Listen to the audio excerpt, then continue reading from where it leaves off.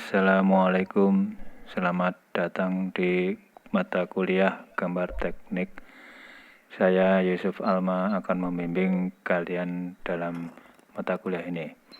Tampak potongan atau disingkat potongan merupakan aspek penting dari desain dan dokumentasi dan digunakan untuk meningkatkan kejelasan dan menampilkan fitur interior benda. Potongan juga digunakan dalam tahap ideasi dan penyempurnaan desain teknik untuk meningkatkan komunikasi dan proses penyelesaian masalah.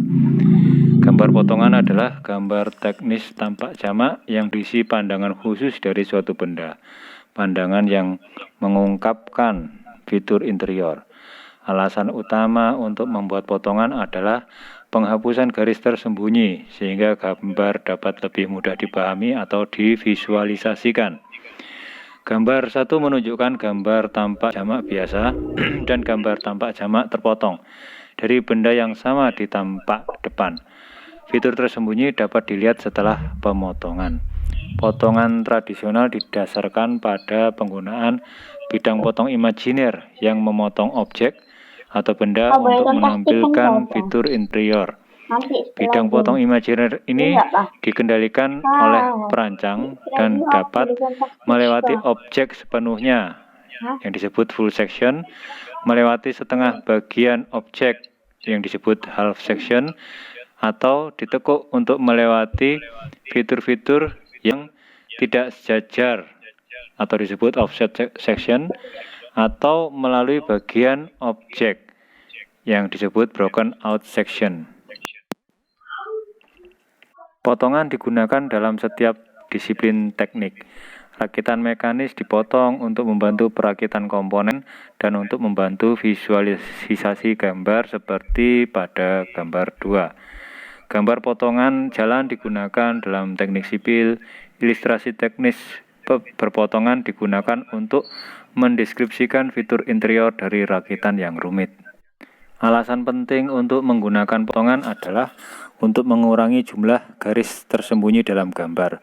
Sebuah potongan mengungkapkan fitur tersembunyi tanpa menggunakan garis tersembunyi, seperti terlihat pada gambar 3. Menambahkan garis tersembunyi ke potongan akan memperumit gambar serta menghilangkan tujuan penggunaan potongan. Ada saatnya ketika jumlah minimum garis tersembunyi diperlukan untuk merepresentasikan fitur-fitur selain fitur utama yang ditunjukkan oleh potongan, seperti pada gambar 4. Permukaan dan tepi yang mewakili perubahan bidang di belakang bidang potong digambar dalam potongan. Misalnya, gambar 5 menunjukkan potongan di mana bidang potong melewati tengah lubang baut. Garis mewakili perubahan bidang antara lubang yang dibor dan merupakan contoh fitur yang terlihat di belakang bidang potong, yaitu gambar 5A. Area terpotong biasanya dibatasi oleh garis terlihat dan bukan garis tersembunyi, karena garis pembatas terlihat pada potongan, yaitu pada gambar 5B. Gambar 6 adalah gambar tampak jamak dari benda yang sulit divisualisasikan dalam bentuk 3 dimensinya karena banyak garis tersembunyi. Potongan dibuat dengan melewatkan bidang potong imajiner secara vertikal melalui pusat benda. Garis bidang potong yang menunjukkan di mana bidang potong melewati benda mewakili tampak tepi dari bidang potong dan digambar pada tampak yang berdekatan dengan potongan. Pada gambar 1, garis bidang potong digambar di tampak atas yang bersebelahan dengan tampak depan yang terpotong. Bidang potong muncul sebagai tepi di tampak atas dan normal di tampak depan, karenanya disebut bidang potong frontal. Setengah bagian depan benda dihapus dan tampak depan digambar di potongan. Garis bidang potong adalah garis putus-putus tebal sekitar 0,6 mm yang memanjang melewati tepi benda dan memiliki segmen garis di setiap ujung yang digambar 90 derajat dan diakhiri dengan panah. Panah mewakili arah garis pandang untuk potongan dan menjauh dari tampilan yang dipotong. Dua jenis garis untuk garis bidang potong dalam gambar tampak jamak ditunjukkan pada gambar 2. Jika bidang potong muncul sebagai tepi di tampak depan dan normal di tampak atas, ini disebut bidang potong horizontal, seperti pada gambar 3. Setengah bagian atas benda dihapus dan tampak atas digambar di potongan. Jika bidang potong muncul sebagai tepi di tampak atas dan depan dan normal di tampak samping, maka itu disebut bidang potong profil, seperti pada gambar 4. Setengah kiri atau kanan dari benda dihapus dan sisi kiri atau kanan digambar di potongan. Potongan jamak dapat dilakukan pada satu benda, seperti ditunjukkan pada gambar 5. Dalam contoh ini, dua bidang potong digunakan. Yang satu horizontal dan yang lainnya profil. Kedua bidang potong muncul di tepi pada tampak depan dan masing-masing diwakili oleh garis bidang potong AA dan BB. Setiap bidang potong menghasilkan potongan dan setiap potongan digambar seolah-olah bidang potong lainnya tidak ada. Garis potongan atau garis arsir melintang ditambahkan ke potongan untuk menunjukkan permukaan yang dipotong oleh bidang potong imajiner. Simbol garis potongan yang berbeda dapat digunakan untuk mewakili berbagai jenis bahan, seperti simbol garis potongan standar ANSI yang digunakan untuk beberapa bahan pada gambar 6.